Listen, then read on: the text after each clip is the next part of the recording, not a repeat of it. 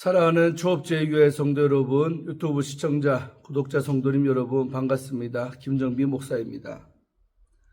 간밤에도 평안히 잘 주무셨습니까? 오늘은 2026년 4월 22일 수요일 아침입니다. 오늘도 주 안에서 복된 한 날 되시기를 주의 이름으로 축원드리면서 제가 기도하고 오늘의 말씀 묵상을 시작합니다. 하나님 아버지 감사합니다. 간밤에도 지켜주시고 또 이렇게 좋은 날을 우리에게 선물로 주시니 감사합니다. 오늘도 우리에게 주어진 이 하루를 하나님의 뜻대로 주의 영광을 드러낸 일에 우리 삶을 쓰기를 원합니다. 이 시간도 말씀 묵상할 때 하나님 음성 듣게 하시고 나를 향한 아버지의 뜻이 무엇인가 분별하여 깨달을 수 있는 지혜를 허락하여 주옵소서. 이 시간을 주께 의탁하며 우리를 죄에서 구원하신 예수님 이름 받들어 간절히 기도하옵나이다. 아멘. 할렐루야. 좋은 아침입니다. 함께 말씀 묵상하실 본문은 시편 103편 12절부터 22절까지 말씀입니다. 개역 개정판으로 우리 한번 다 같이 읽도록 하겠습니다. 동이 서에서 먼 것 같이 우리의 죄가를 우리에게서 멀리 옮기셨으며 아버지가 자식을 긍휼히 여긴 같이 여호와께서는 자기를 경외하는 자를 긍휼히 여기시나니 이는 그가 우리의 체질을 아시며 우리가 단지 먼지뿌림을 기억하심이로다. 인생은 그날이 풀과 같으며 그 영화가 들의 꽃과 같도다. 그것은 바람이 지나가면 없어지나니 그 있던 자리도 다시 알지 못하거니와 여호와의 인자하심은 자기를 경외하는 자에게 영원부터 영원까지 이르며 그의 의는 자손의 자손에게 이르리니 곧 그의 언약을 지키고 그의 법도를 기억하여 행하는 자에게로다. 여호와께서 그의 보좌를 하늘에 세우시고 그의 왕권으로 만유를 다스리시는도다.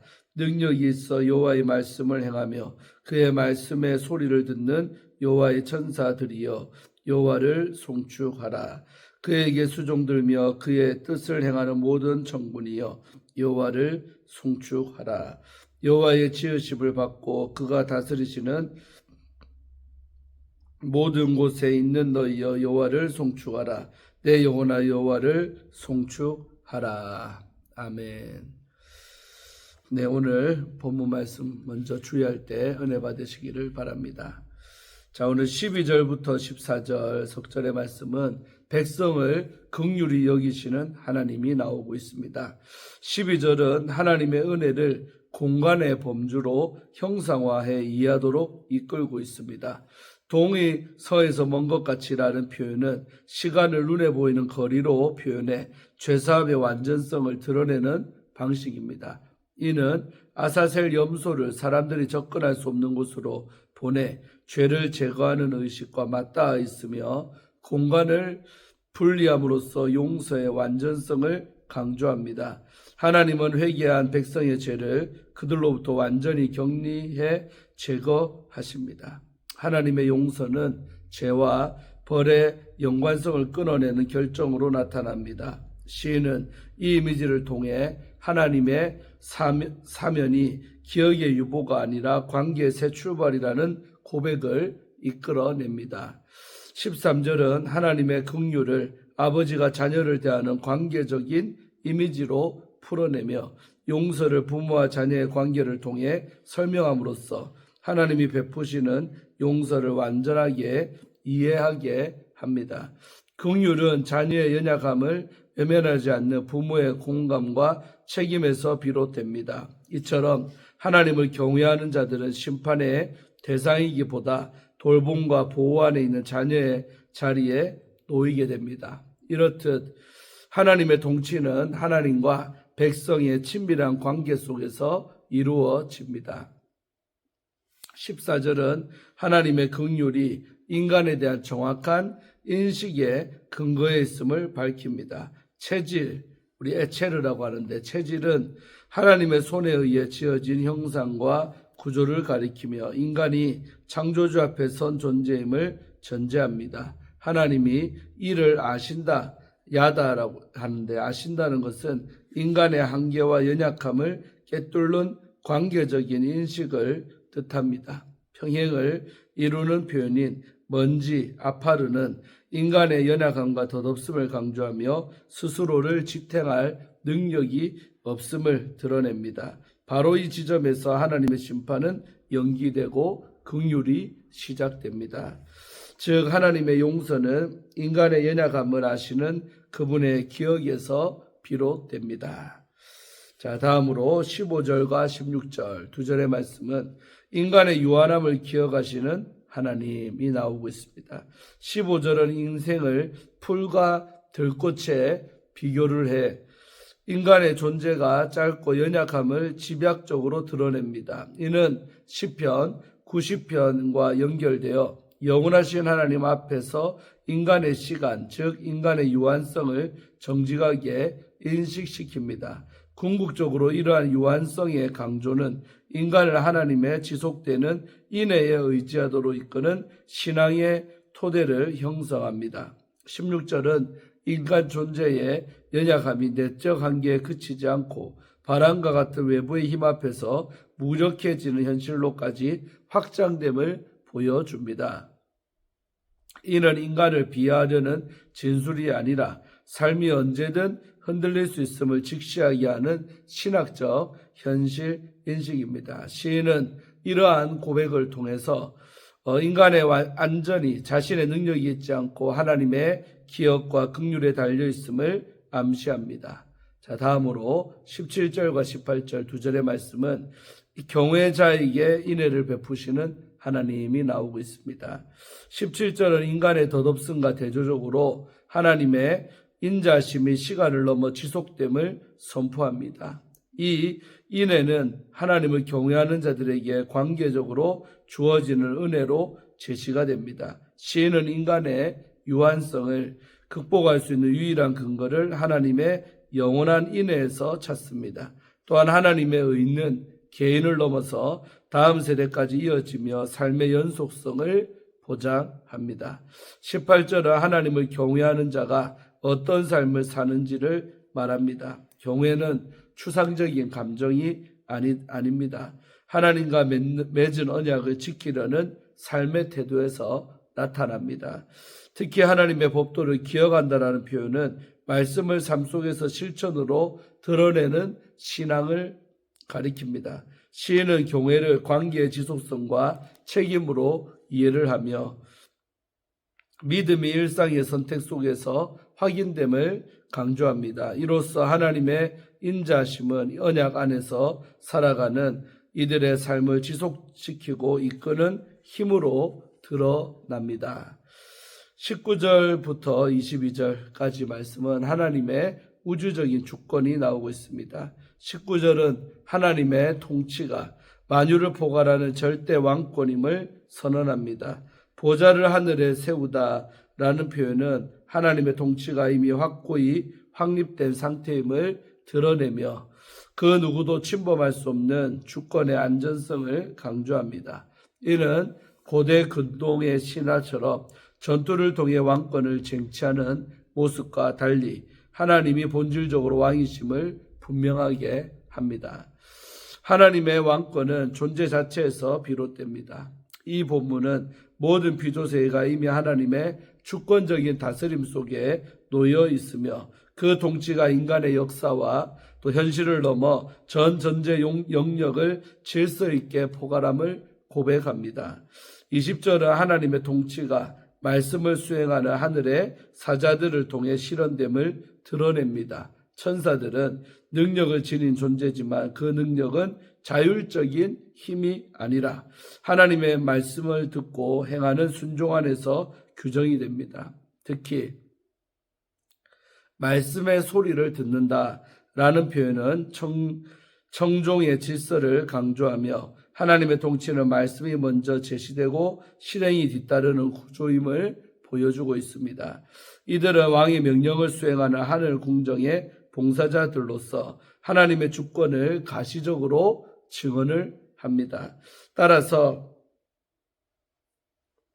송축은 능력의 과시가 아니라 순종을 통해 구현되는 하나님의 통치에 대한 응답으로 제시가 됩니다.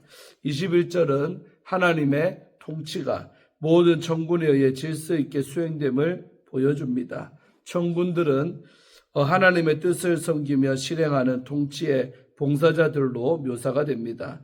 그 이들에게 요청되는 송축은 하나님의 왕권과 순종과 봉사의 질서 속에서 유지되고 있음을 드러내는 응답입니다.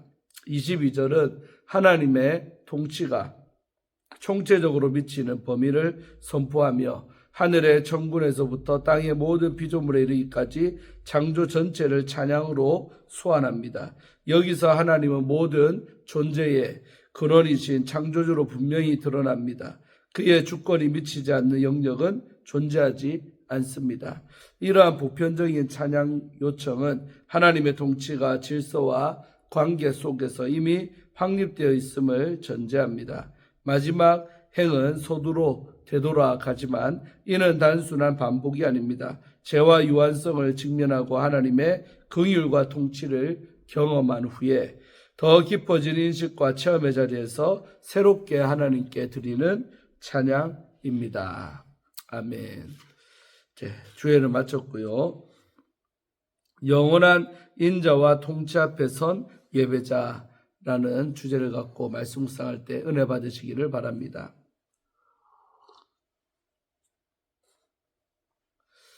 자, 오늘 시편 본문은 하나님의 용서와 인자가 얼마나 깊고 넓은지, 그리고 그 인자가 어떻게 세대와 세대를 넘어 이어지는지를 가르쳐 줍니다.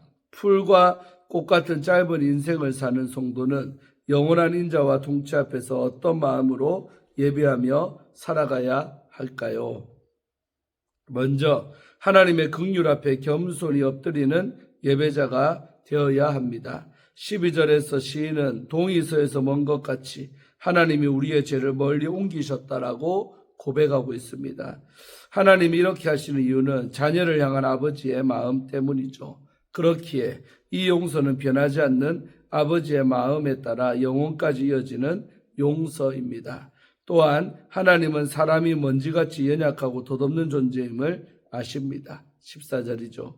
그럼에도 용서받을 자격도 사랑받을 공로도 없는 우리를 자녀로 삼으시고 다함이 없는 긍휼로 동행하십니다. 사랑하는 여러분, 시인의 오늘 고백은 우리의 고백이기도 합니다. 이 고백은 성공한 사람이 드리는 승리의 선언이 아니라 매일 넘어지고 또 회개해야 해서 스스로가 실망스러운 연약한 자가 드리는 고백입니다. 그렇기에 우리는 이 고백을 품고 예배의 자리로 나아가야 합니다. 예배는 아버지의 용서 없이는 설 수 없는 자녀가 다시 아버지의 품으로 돌아가는 시간입니다. 오늘도 용서를 구하며 우리를 자녀로 받아주시는 아버지의 긍휼을 신뢰하는 예배자가 되시기를 소망합니다. 다음으로 끊어지지 않는 하나님의 인자를 붙드는 예배자가 되어야 합니다. 15절에서 시인은 인간의 인생을 들의 풀과 꽃에 비유합니다.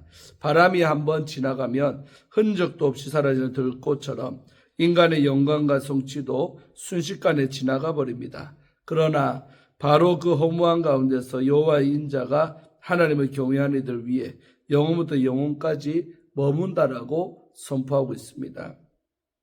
하나님은 당신을 경외하고 언약을 붙들며 그 말씀대로 살고자 애쓰는 이들의 자녀와 자손까지 품으십니다. 사랑하는 성도 여러분, 우리 세대의 연약함과 실패만 바라보면 금세 낙심이 됩니다. 그러나 하나님은 언약을 붙들고 다시 돌아오는 우리의 믿음을 보시고 사랑을 이어가십니다. 예배는 우리의 한계를 바라보며 절망하는 자리가 아니라 깊고 넓은 하나님의 인자와 언약의 신실하심을 바라보며 다음 세대를 품고 기도하는 자리가 되어야 합니다. 우리 가정과 교회 그리고 다음 세대 위에 계속될 하나님의 인자를 믿음으로 선포하는 예배자가 되시기를 간절히 소망합니다. 마지막으로 온 세상을 다스리시는 하나님을 찬양하는 예배자가 되어야 합니다. 19절에서 시인은 하나님의 통치가 온 우주를 덮고 있다라고 선포합니다. 온 세상을 다스리시는 하나님 앞에 먼저 천사들이 하나님의 말씀을 듣고 즉시 순종하며 찬양을 합니다. 이어서 모든 하늘의 군대와 하나님의 통치 아래 있는 모든 사람이 부름을 받고 마지막에는 하나님의 지으신 모든 세계가 그분을 찬양하라고 부름을 받습니다. 그리고 시인은 다시 자기 영혼을 향해 이 모든 찬양에 동참하라고 선포합니다. 사랑하는 초업제교회 성도 여러분, 예배는 나와 교회만의 행사로 끝나는 자리가 아닙니다. 하늘의 천군, 땅의 만물, 보이는 것과 보이지 않는 모든 존재가 함께 하나님을 높이는 거대한 찬양에 동참하는 시간입니다. 현실이 왜 이리 다 작고 답답한지 묻고 싶을 때 예배는 지금도 다스리시고 일하시는 왕을 바라보게 합니다. 우리의 예배가 이 땅의 사소한 문제에만 갇혀있는 예배가 아니라 우주적인 찬양의 흐름 속에 내 영혼을 실어보내는 예배가 되기를 간절히 소망합니다. 사랑하는 초업제교회 성도 여러분, 유튜브 시청자 성도님들, 그리스도 안에서 하나님의 자녀된 우리는 오직 은혜와 또 인자를 붙드는 예배자로 부름을 받았습니다. 삶의 덧없음과 연약함을 직면하되 그것 때문에 절망하지 않고 오히려 영원하신 하나님께 소망을 두는 예배자가 되시기를 바랍니다. 오늘도 내 영혼을 깨워 아버지의 용서를 의지하고 다음 세대까지 이어질 인자를 신뢰하며 찬양하는 성도가 되시기를 간절히 기도드립니다. 아멘. 마지막으로 노창수 목사님이 쓰신 불공평한 은혜라는 책의 일부분을 읽어드리고 마칩니다. 간음 현장에 붙잡혀온 여인을 유대인들의 율법에 따라 돌로 치려고 했습니다. 그때 예수님께서 말씀하셨습니다. 너희 중에 죄 없는 자가 먼저 돌로 치라. 사람들은 하나둘씩 돌을 내려놓고 떠났습니다. 그리고 예수님은 마지막에 남은 그 여인에게 말씀하셨습니다. 나도 너를 정죄하지 아니하노니 가서 다시는 죄를 범하지 말라. 율법의 기준으로 보면 그녀는 돌에 맞아 죽어야 할 죄인이었습니다. 그러나 예수님은 정죄하지 않으셨습니다. 오히려 자비와 용서의 눈으로 바라보셨습니다. 그녀가 먼저 변명했기 때문도 완전한 회개를 보였기 때문도 아닙니다. 그저 주님 앞에 있는 그대로 서 있었기 때문입니다. 그 순간 주님은 그녀를 죄인으로 보지 않으시고 새로운 인생으로 초대하셨습니다. 이것이 바로 하나님의 은혜입니다. 나는 미국에서 하나님의 은혜를 깊이 경험했습니다. 내가 미국에서 받은 가장 큰 복은 물질도 환경도 아니었습니다. 예수님을 믿어 구원받은 복, 그것이 내 인생의 가장 큰 은혜입니다. 나뿐 아니라 온 가족이 구원을 받았습니다. 기독교와 전혀 상관없던 집안이었습니다. 예수가 밥 먹여주냐? 라고 비아냥거리던 아버지 밑에서 자랐습니다. 양반 가문이라는 자부심 하나로 믿음을 조롱하며 살던 집안이었습니다. 그런 우리 가정을 하나님께서 한국 땅에서 미국 땅으로 옮기셨습니다. 그곳에서 복음이 우리 가문을 찾아왔습니다. 장인의 모든 형제도 미국으로 이주하여 그 땅에 뿌리를 내렸고 이제는 부모 세대에서 아들, 손자까지 세대까지 가족 대부분이 예수님을 믿습니다. 그분의 은혜는 한 사람을 넘어 세대를 지나 흘러갔습니다. 이것이 내 인생에 임한 놀라운 하나님의 은혜입니다. 아멘. 예, 마지막 책의 내용도 아주 은혜가 되었습니다. 기도하고 오늘의 말씀 묵상을 마칩니다. 하나님 아버지, 오늘도 이 말씀을 통해 은혜 받고 우리 각자에게 주신 은혜만의 말씀을 받게 하시니 감사합니다. 우리가 언제 어디나 어디 있든지 하나님을 찬양하고 예배하는 자들 되게 하시고 환경과 상황 속에 영향받을 수밖에 없는 연약한 인생들이지만 그러나 그럼에도 불구하고 그것을 뛰어넘어 온 우주 만물을 다스리고 통치하시는 그 크신 하나님을 높이며 찬송하며 의지하며 나아가는 예배자들이 다 되게 하여 주시옵소서. 오늘 하루도 20편의 말씀을 붙들고 승리하는 우리 모든 성도님들 되게 하여 주옵소서. 예수님의 이름으로 간절히 축복하며 기도하옵나이다. 아멘. 할렐루야. 오늘도 좋은 하루 되시고 저녁에 또 수예배가 있죠. 나오셔서 함께 은혜 받겠습니다. 또 내일 아침에 큐티로 뵙겠습니다. 샬롬.